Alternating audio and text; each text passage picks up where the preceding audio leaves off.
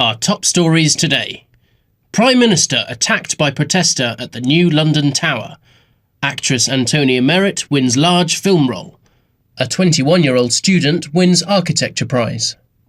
The news is read by Katerina Strong. A 42-year-old man, Stephen Williams, threw an egg at the Prime Minister today as he was arriving at the new London Tower. Williams told the police he was protesting about the environment. The Prime Minister was not hurt and laughed about the incident. I came here to open this beautiful new building and someone threw an egg at me. Look, this is just a working day for a politician. But it is a beautiful building, don't you think? Our architects are fantastic. The actress Antonia Merritt has said that her new role will be as Cleopatra in a film about that famous Egyptian queen. Miss Merritt was talking to journalists from the newspapers and TV at a press conference in the Hilton Hotel. She also talked about her accident 2 years ago when her car crashed into a wall. The car crash was a difficult time for me, but thanks to some fantastic doctors and nurses, I'm fine now. A 21-year-old student, Mike Gartside, has won the National Architecture Prize for his design for a new London airport. Mr. Gartside's design is for an airport on the sea. It is Mr. Gartside's first full design. And finally, a dog saved her owner today. Phyllis Jones, aged 87, fell in her house and couldn't get off the floor. The dog barked and barked until someone heard him and came to see what the problem was. "My dog gave me my life back," said Mrs. Jones. That's the news, and now over to Peter Stone in the Weather Centre. Hello, Peter. What's the weather going to be like today? Hey Tricia, can you remember your best friend's face from when you were a kid? I think so. Let me think. She was blonde with blue eyes. She had fair... Hey, Marty, what are you doing? Why are you looking at me like that? Well, it's just...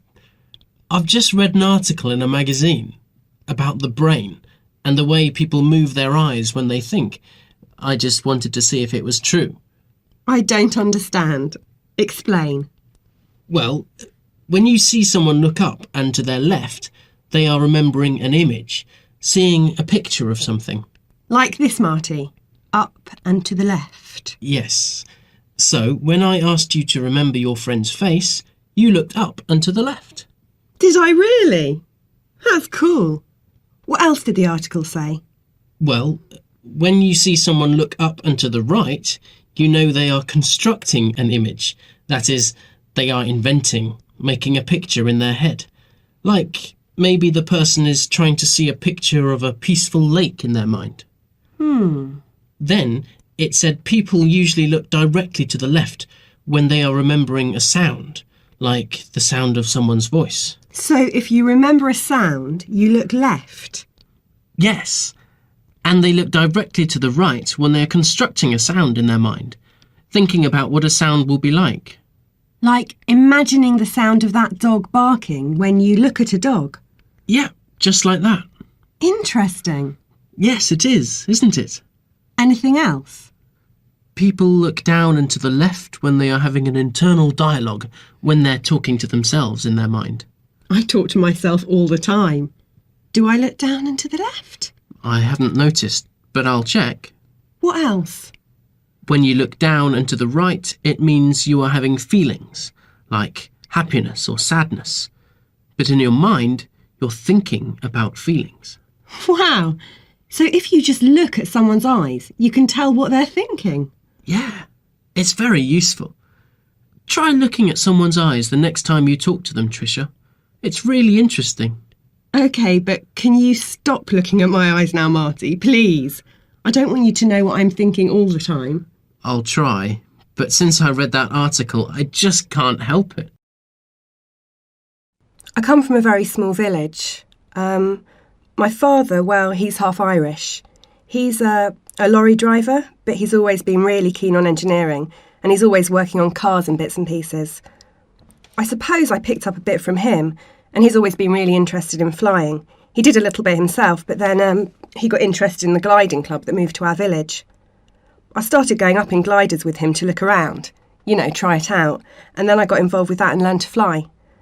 Then that led me on to working for Marshall Aerospace. What sort of personal qualities do you think a good designer like you needs? You've got to be a really hard worker. Some jobs will come in on a Friday afternoon and they need to be done by Sunday morning, so you have to work over the weekend. You need to be able to work on your own as well as work with a team. You've got to be able to communicate with the others to understand if anything they're doing affects you. You've got to be quite organised and quite decisive, really. You're doing a job that will affect an aeroplane, and even though about 4 other people check your work to make sure it's okay, it still comes down to you. You're responsible and you've got to make sure it's right. Most engineers are men, so what sort of qualities does a 22-year-old woman need working in a male environment? Yeah, well, I think you've got to be able to prove yourself to people that might wonder how well you're going to do the job. You've got to show initiative, really, and ask questions and want to learn. You won't be very successful if you just sit there and just do the minimum. There'll always be, I think, that bit extra to do so that people will notice you for the right reasons, I suppose. But as a woman, you are watched a lot. Well, not watched, but people follow your progress more. When I worked on the planes in the hangars, everyone knew me because I was the only girl there. So that now they all know my name and they all keep an eye on what I'm doing, how well I'm getting on. That's unusual. I know a lot of the male apprentices know very few people in the hangars, even though they worked here for the same time. But when I worked in there, a lot of people spoke to me to find out how I was getting on. Have you ever been in a life-threatening situation? No, of course not. Oh, wait a minute. Yes, there was an incident once. Well, it could have ended in tragedy. It was pretty frightening. It was when I was a kid, probably about 5 or 6. We lived in the country. We had a big garden in those days. That doesn't sound so terrible. No, but listen. I was playing in the garden. I think it was in the summer. I was running around playing, and my mother had put these trunks out on the lawn. Trunks? Yeah, big suitcases. Old-fashioned things. She'd put them on the lawn to air them out. They were on their sides, open, so the sun and the air could get in. I think I know what's coming. Yes, you probably do. So, I came round the corner of the house and saw these trunks, and almost immediately got the idea that one of the trunks could be a boat, a pirate ship, that kind of thing. I thought it would be really exciting, so I put it flat on the ground and got in. I was the pirate captain. It felt great, until the lid fell and shut tight. What did you do? I don't think I worried at first. I thought it would be easy to open it, except that it didn't open. I couldn't get it open. I was trapped. Oh no, you poor thing. I tried everything. I pushed and screamed again and again. It was dark, very dark. I kicked with my feet. I called out for help, I remember. Were you frightened? What do you think? Of course I was. Pretty soon, I was absolutely terrified, to be honest. Well, so what happened? Well, my mother was in the house. She was doing some housework or writing a letter, something like that. And she suddenly realised that she hadn't seen me or heard me for a bit. And after a while, she thought this was a bit odd. So she called my name, she said, but no answer. So she started looking around the house, thank heavens, and she looked out of one of the upstairs windows and she suddenly saw that one of the trunks was there on the grass, tight shut. It only took her a second to realise what had happened. She was absolutely horrified. She ran down the stairs and out into the garden, and once she'd opened the lid, she pulled me out, half unconscious, seriously shocked and frightened out of my wits. Bet you were. I certainly was. Do you know, I'd forgotten all about that until you asked me. I'm surprised you're not claustrophobic. We'll just have to start talking if they want the peace process to continue. And now back to you, Jim, in the studio in London. Well, that was Peter Janus reporting from the United Nations. Now, for our next piece, we're going over to Sue Ballot in Vannes, northwest France, with an incredible story of survival. Yes, Jim, and it is an incredible story. Yesterday, a married couple, Kevin McIlwee and his wife Beverly, both of them from the island of Jersey, had a miraculous escape after plunging 10,000 feet when their parachutes failed to open properly. They broke a number of bones, but amazingly they're still alive. I should explain that Kevin, he's 47, and Beverly, just 3 years younger, were on their honeymoon. Mr. McIlwee is a parachute instructor and persuaded his new wife to do a tandem jump. That's when an instructor jumps with someone, in this case Beverly, strapped to him. The accident happened when the first parachute didn't open properly. Mr. McIlwee tried to solve the problem, but when he couldn't, he tried to get rid of that chute and use the second emergency parachute that skydivers always carry with them. A few hours ago, I spoke to Beverly's father, Dennis Murtagh, who explained what happened next. His words were spoken by an actor because the line was not good when we talked. Unfortunately, Kevin wasn't able to jettison the first parachute properly, so the emergency chute wouldn't open, and they just fell faster and faster. Kevin told me that they thought that was it. They were going to die. So how did they survive? It was pure luck, I suppose. I mean, they only had half a parachute to slow them down.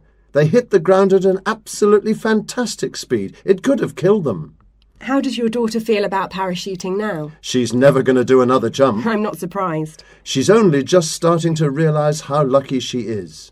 When I spoke to her, she said she was looking out of the window from our hospital bed, enjoying seeing the daylight and the birds.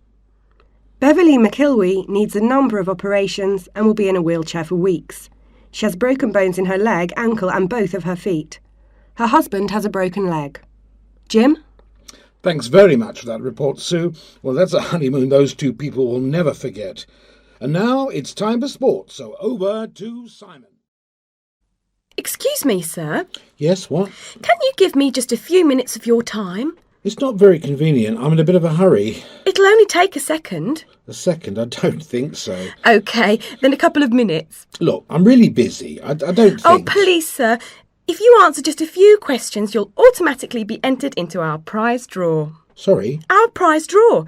Everyone who takes part in this survey is entered into our prize draw, which takes place in 3 weeks. What's the prize? A holiday for 2 in Jamaica. And what are my chances of winning? The same as anybody else's, I suppose. How many people are taking part in this survey?